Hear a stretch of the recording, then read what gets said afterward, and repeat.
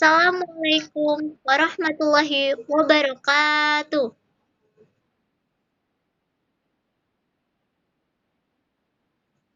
Baiklah anak-anak, sebelum kita memulai suatu pembelajaran, ada baiknya kita berdoa agar apa yang kita peroleh hari ini bermanfaat. Berdoa mulai.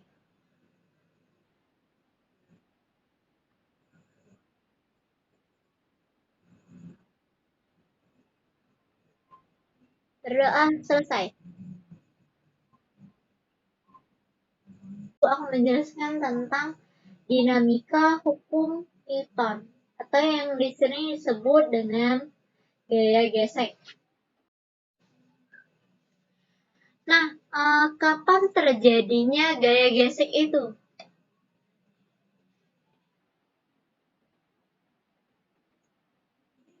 Berarti dia awali benda ketika berada pada bidang yang kasar. Nah, kemana arahnya? Akan melawan arah gerak atau cenderung melawan arah gerak dari suatu benda. Kalau bendanya diam. Nah, kalau bendanya bergerak ke kanan, maka arah gaya geseknya ke kiri. Sebaliknya, kalau arah geraknya ke kiri, maka gaya geseknya ke kanan. Nah, besar gaya gesek ini terbagi menjadi dua, yaitu Fs dan Fk, di mana Fs dirumuskan sebagai Us dikalikan dengan N, sedangkan Fk dirumuskan sebagai nu K dikali dengan N, di mana Fs yaitu gaya gesek statis, sedangkan Fk yaitu gaya gesek kinetik. Nah, apa perbedaan dari statis dan kinetik?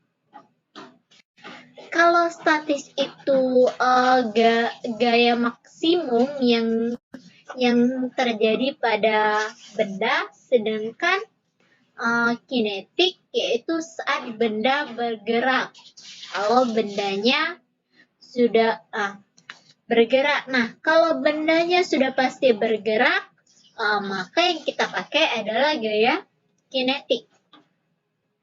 Nah, di sini Ibu akan menyuruh kalian untuk mencoba praktikum.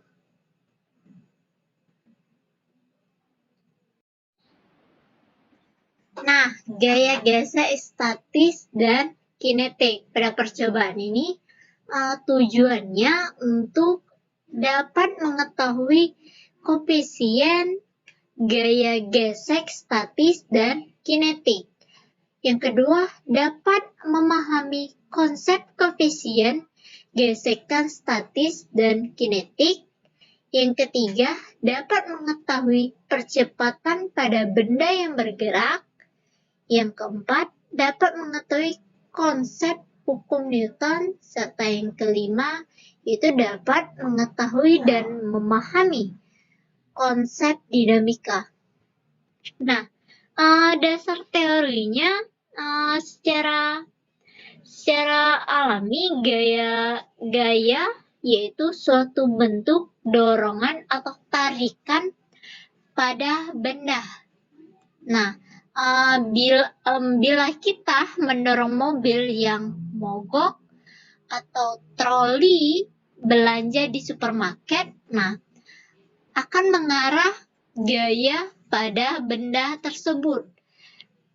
Ketika mesin motor mengangkat lift atau martil menghantam paku atau angin meniup dedaunan yang ada di pohon, maka gaya yang sedang dikerahkan. Nah, jika sebuah benda dalam keadaan diam, untuk membuatnya mulai bergerak diperlukan gaya. Artinya, suatu gaya dibutuhkan untuk mempercepat sebuah benda dari kecepatan 0 ke kecepatan bukan 0.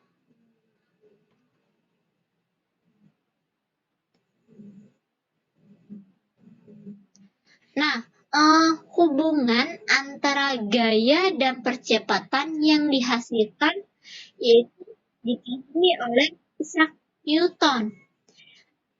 Hubungan seperti ini dipresentasikan oleh Newton, disebut mekanik Newton, tidak berlaku untuk semua situasi. Nah, mengapa demikian? Nah, karena hukum pertama Newton pada dasarnya setiap benda cenderung mempertahankan kedudukan atau apabila benda dalam keadaan diam, benda akan tetap diam. Apabila benda sedang bergerak, maka benda akan tetap bergerak. Nah, yang dirumuskan sebagai sigma X sama dengan 0. Yang kedua yaitu hukum kedua Newton. Nah, berdasarkan dari eksperimen Newton dapat disimpulkan menjadi dua, yaitu besar percepatan yang disebabkan oleh resultan gaya yang bekerja pada massa benda M sebanding besar dengan besar resultan gaya tersebut. Artinya, semakin besar gaya, maka semakin besar pula percepatan benda. Nah, lalu yang kedua, benda percepatan benda A akibat resultan gaya F pada benda tersebut berbanding terbalik dengan masanya, yaitu M. Semakin besar massa benda, maka semakin besar pula percepatan benda untuk gaya F yang tetap.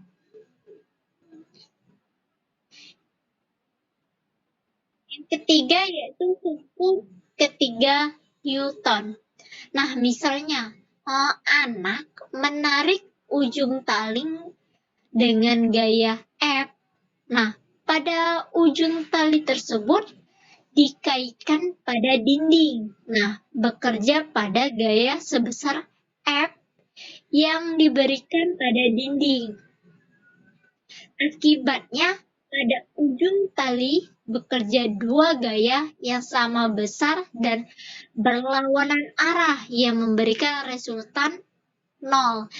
Sehingga tali yang tidak bergerak dan tampak menjadi tegang, yang dimana dirumuskan sebagai F aksi sama dengan F reaksi.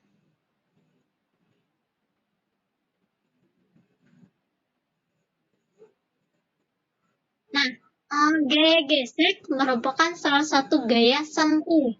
Gaya tersebut bekerja pada dua permukaan zat padat yang bersentuhan secara fisik. Jenis gaya tersebut ada dua, yaitu gaya gesek statis dan gaya gesek kinetik.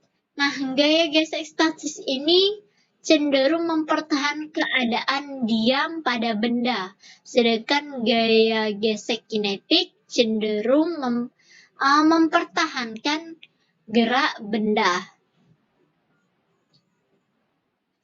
Gaya gesek statis yaitu gaya gesek yang terjadi antara dua permukaan benda yang diam atau tidak ada gerak relatif atau satu terhadap yang lain. Tidak bergeraknya suatu benda meskipun ada gaya yang bekerja pada benda tersebut menandakan bahwa resultan gaya yang bekerja pada dasarnya bernilai 0.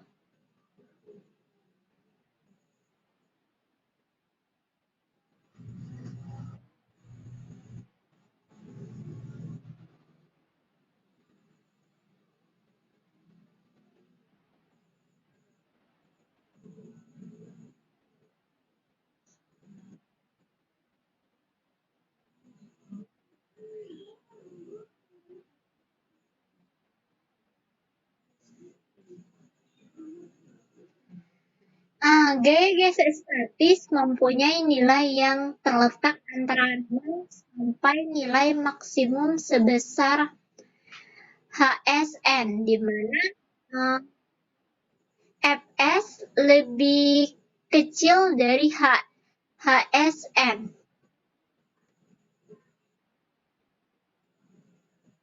Nah, alat dan bahan yang kita perlukan pada percobaan ini yaitu yang pertama, penggaris, balok, stopware, neraca digital, papan inklinasi berkarton.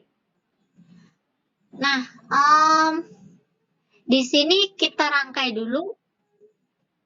Siapkan alat untuk praktikum gaya gesek statis dan kinetik. Angkat papan inklinasi dengan penahan beban inklinasi dan letakkan balok bidang kasar di atas papan inklinasi.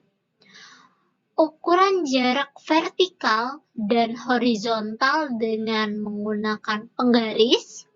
Lalu ulangi sampai 10 kali dan catat hasil pengamatan data di dalam tabulasi data untuk hasil lapor sementara. Nah, dari percobaan tadi tuh kita dapat data percobaannya. Yang pertama yaitu koefisien gaya gesek pada permukaan kasar. Nah, ulangannya itu sampai 10. Yang pertama yaitu X-nya 12,5, sedangkan Y itu 10. Nah, yang dihasilkan menjadi 0,8. Lalu yang kedua yaitu yang X-nya yaitu 10,5, Y-nya itu 10, HS-nya 0,95. Lalu ulangan ketiga yaitu 12,2, yang Y-nya yaitu 10, sedangkan HS-nya yaitu 0,81. Yang keempat yaitu X-nya yaitu 10,9. Yang Y-nya yaitu 10. Nah, HS-nya yaitu 0,91. Ulangan kelima yaitu X-nya 12, Y-nya 10, HS-nya yaitu 0,8. Yang keenam yaitu X-nya 9, yang Y-nya 10, HS-nya yaitu 1,11. Yang ketujuh, X-nya yaitu 10,6, Y-nya itu 10, dan HS-nya itu 0,94. Lalu yang ke-8, X-nya yaitu 12,1, Y-nya 10, HS-nya 0,82. Yang ke-9, X-nya 12,8, Y-nya 10, HS-nya 0,78. Yang ke-10 yaitu X-nya 10,3, Y-nya itu 10, HS-nya yaitu 0,97. Yang rata-ratanya X yaitu 11,29, yang Y-nya itu tetap 10, sedangkan HS-nya yaitu 0,89.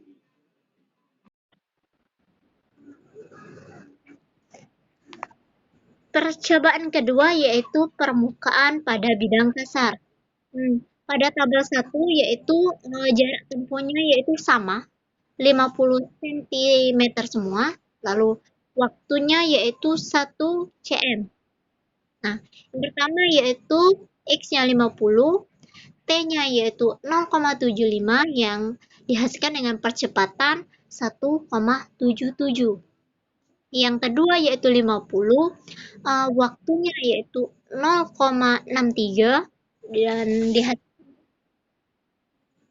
percepatan 1,13.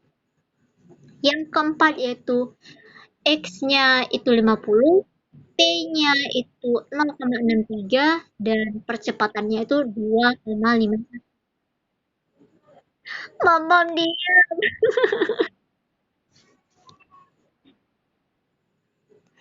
Yang kelima yaitu X-nya 50, T-nya yaitu 0,88, dan percepatannya yaitu 1,29. Dan seterusnya. Nah, tabel kedua yaitu koefisien gaya gesek yang mana rata-ratanya yaitu 1,32, sedangkan SD-nya yaitu 1,32 kurang lebih 0,05, 0,05. Sedangkan tabel ketiga yaitu tegangan tali rata-ratanya yaitu 0,95, sedangkan SD-nya yaitu 0,9, kita bulatkan menjadi 1 kurang lebih 0,02.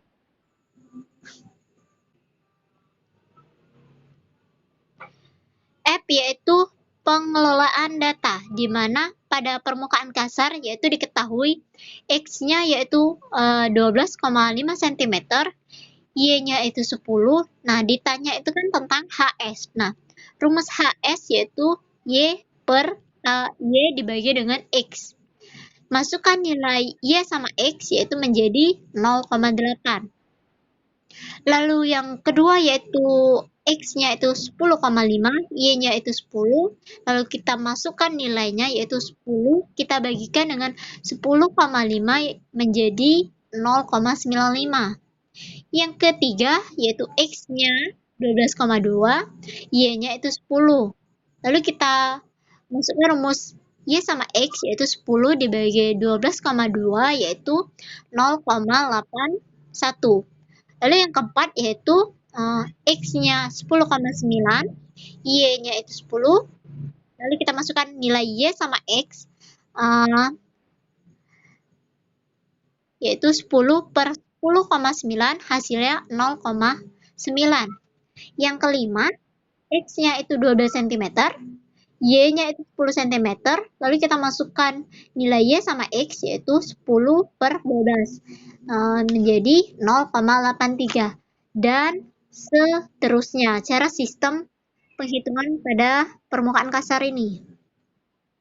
Lalu kita menentukan besar gaya gesek statis maksimum. Yang diketahui yaitu masanya 6,5 gram. Kita jadikan meter yaitu 6,5 dikali 10 pangkat min 3. Yang dimana gravitasinya itu 9,8 meter per sekon kuadrat. HS-nya yaitu 0,8. Yang kita tanya yaitu Fx. Nah, di mana Fx sama dengan HS dikali M dikali G. Lalu kita masukkan nilainya 0,8 dikalikan dengan 6,5 dikali 10 pangkat min 3 dikali 9,8. Yaitu hasilnya 0,50. Lalu yang kedua yaitu masanya 65 gram dan gravitasinya yaitu 9,8, sedangkan HS-nya yaitu 0,95. Di mana rumus Fs sama dengan HS dikali M kali G. Lalu kita masukkan nilainya menjadi 0,66. Yang ketiga, yang diketahui masanya yaitu 65 gram. Gravitasinya itu 9,8 meter per sekon, sedangkan HS-nya yaitu 0,81. Lalu kita masukkan nilai seluruhnya menjadi hasilnya 0,5,2. Dan cara menentukan besar gaya gesek sama seperti sebelumnya pada 1, 2, 3. Lalu percobaan kedua yaitu tentang pengukuran koefisien gesek kinetik atau menghitung percepatan pada permukaan kasar. Diketahui yang pertama yaitu X-nya 50 cm menjadi 0,5 meter. Waktunya yaitu 0,75 sekon. Nah, kita tanya itu A, di mana rumus A 2S dibagi dengan T kuadrat. Lalu kita masukkan nilainya menjadi 1,77. Yang kedua, diketahui X-nya itu 50 menjadi 0,5 meter. Oi.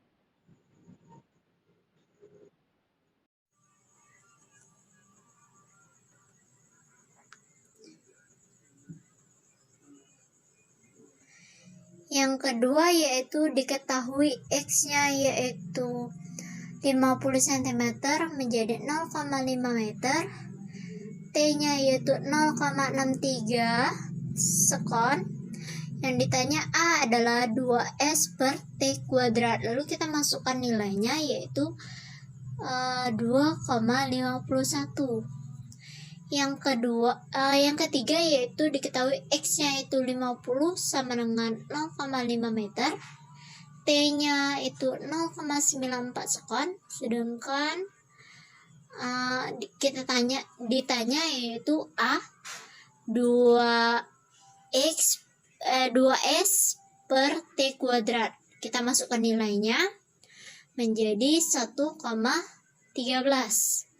Yang keempat yaitu diketahui X-nya itu 50 cm menjadi 0,5 meter.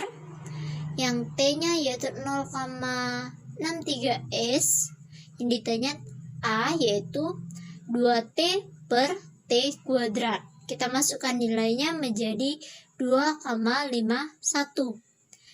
Yang kelima yaitu diketahui X-nya yaitu 50 cm menjadi 0,5 meter.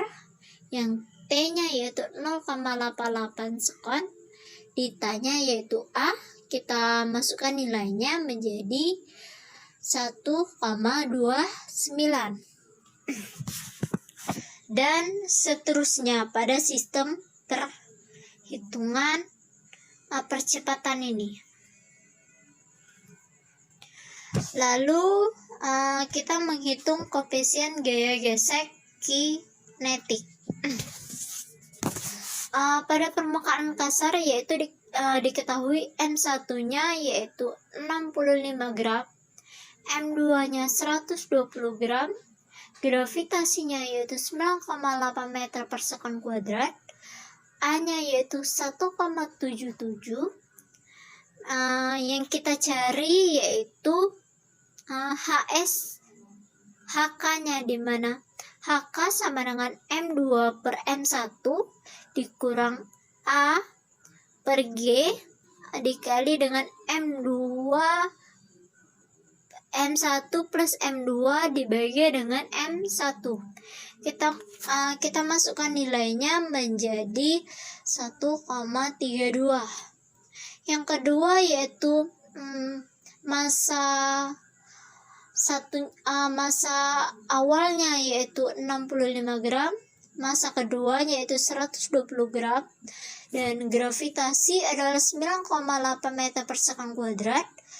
A-nya yaitu 2,51.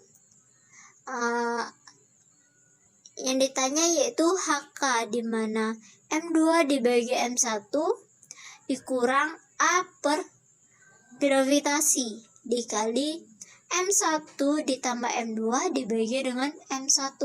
Lalu kita masukkan nilainya menjadi 1,11. Dan seterusnya cara perhitungan koefisien gaya gesek kinetik ini. Nah, di mana rata-rata koefisien gesek kinetik pada bidang kasar yaitu HK1 ditambah HK2 ditambah HK3 ditambah HK4 dan seterusnya sampai HK10. HK10 lalu kita masukkan nilai HK1 sampai HK10 tadi menjadi jumlahnya 1,3217. Nah, lalu kita menghitung standar defisiensi koefisien gesek kinetik pada bidang kasar. Nah, di mana XI yaitu 1,64, X rata-ratanya yaitu 1,99, X rata-rata dikurang XI yaitu 0,3478, rata-rata X dikurang XI kuadrat yaitu 0,12, XI yang kedua yaitu 3,55, X rata-rata yaitu 1,99, X rata-rata dikurang XI yaitu min 1,5685, X rata-rata dikurang XI kuadrat yaitu 2,46, dan seterusnya. Dimana kita jumlah dan kita bagi menjadi hasilnya yaitu 0,46466.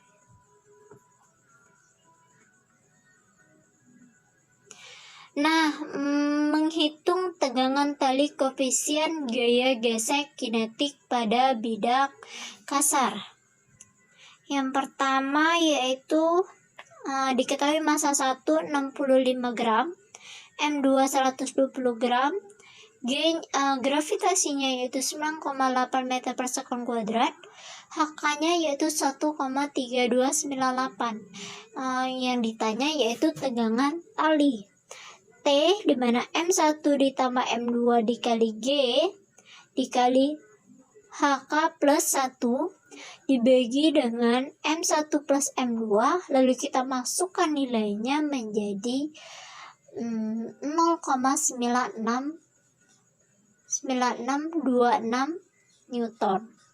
Dan seterusnya cara menghitung tegangan tali koefisien gaya gesek kinetik pada bidangan kasar seperti ini.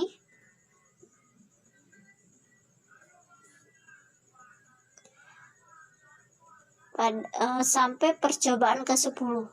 Lalu rata-rata koefisien gesek kinetik pada bidang kasarnya itu kita jumlahkan seluruhnya, tegangan tali awal sampai dengan tegangan tali akhir menjadi 0,9592 Newton.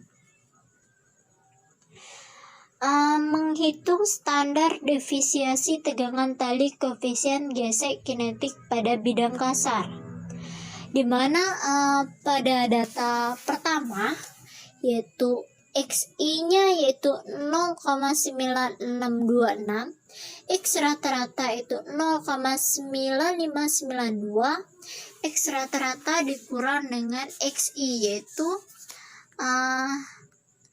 min 0,0034, X rata-rata dikurang XI kuadrat menjadi 0,000116, dan seterusnya. Kita jumlahkan X rata-rata dikurang XI kuadrat menjadi 0,0354.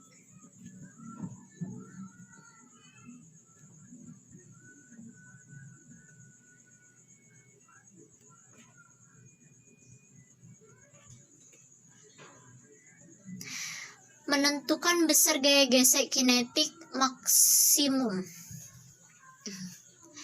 Pada percobaan nomor 1 yaitu massanya 65 gram, gravitasinya 9,8 meter per sekon kuadrat, HK-nya yaitu 1,3298, yang ditanya yaitu FK, di mana FK sama dengan HX dikali M dikali G. Kita masukkan nilainya menjadi 0,8470 Newton. Yang percobaan kedua yaitu diketahui masanya 65 gram, gravitasinya yaitu 98 meter per sekon kuadrat, HK-nya yaitu 1,1144. Yang ditanya yaitu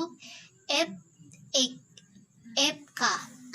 Dirumuskan sebagai FK sama dengan HK M dikali G. Kita masukkan nilainya menjadi 0,7098 Newton dan seterusnya. Cara menghitung besar gaya gesek kinetik maksimum sampai percobaan ke 10. Nah, dari percobaan tadi dapat pembahasan pada praktikum ini gaya gesek statis dan kinetik melakukan 10 kali pengulangan dalam melakukan percobaan praktikum gaya gesek kinetik dan gaya gesek statis. Pada percobaan pertama gaya gesek statis pada permukaan kasar, dan pada percobaan kedua melakukan pada permukaan kasar juga. Nah, percobaan kinetik dibutuhkan papan inklasi di mana balok tersebut diletakkan di antara papan inklasi dan penyangga papan inklasi yang diletakkan di tengah papan inklasi hingga membentuk bidang miring. Nah, dalam percobaan ini kita menggunakan papan inklasi yang dibutuhkan balok yang permukaannya yaitu kasar, karena disebabkan faktor dari permukaannya baik itu kasar maupun licin. Maka halnya ketika melakukan mencari gaya gesek kinetik, di mana gaya gesek kinetik juga dilepaskan, maka waktu yang dibutuhkan balok permukaan kasar ataupun kelicikan yaitu baloknya dipengaruhi oleh adanya tingkat kekasaran atau kelicinan dari balok tersebut. Nah, pada percobaan gaya gesek kinetik di mana benda M1 lebih besar dari M2, massa yang lebih berat digantung dengan katrol papan inklasi dan benda balok yang ringan ditaruh di antara papan inklasi. Nah, di mana hal ini mengapa koefisien gesek kinetik pada bidang kasar lebih besar dibandingkan dengan gaya gesek statis pada bidang sebelumnya? Karena waktu yang dibutuhkan pada bidang kasar lebih besar.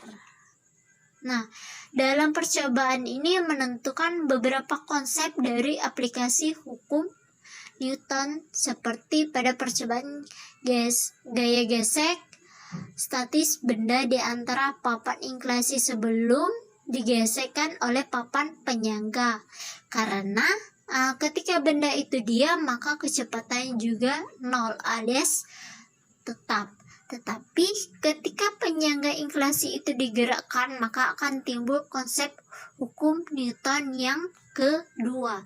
Karena benda tersebut meluncur ke bawah maka mempunyai percepatan.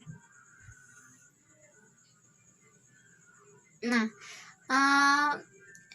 H yaitu tugas pasca praktikum. Buatlah grafik antara jarak terhadap percepatan pada percobaan gesek kinetik, yaitu seperti ini. Pada percobaan tadi kita sudah hitung, lalu grafiknya seperti ini. Bisa dilihat. Nah, lalu dari yang kedua yaitu dari percobaan yang dilakukan, apakah ada perbedaan koefisien gesek statis pada permukaan balok kasar? Nah,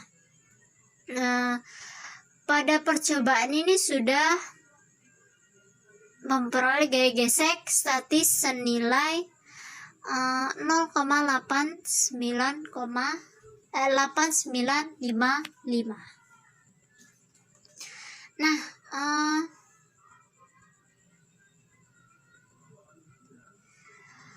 dari percobaan tadi dapat disimpulkan bahwa koefisien gaya gesek statis lebih besar daripada koefisien gaya gesek kinetis.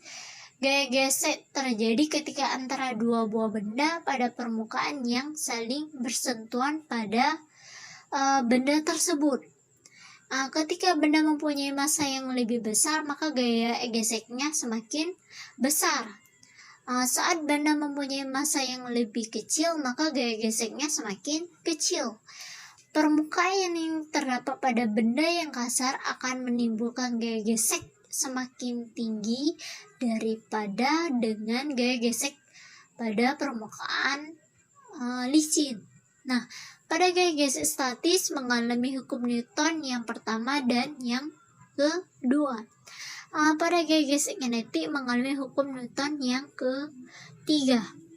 Faktor yang menimbulkan penyebab adanya gaya gesek yang pertama yaitu kekasaran yang terdapat pada permukaan benda, luas permukaan pada benda, serta massa atau gaya berat benda.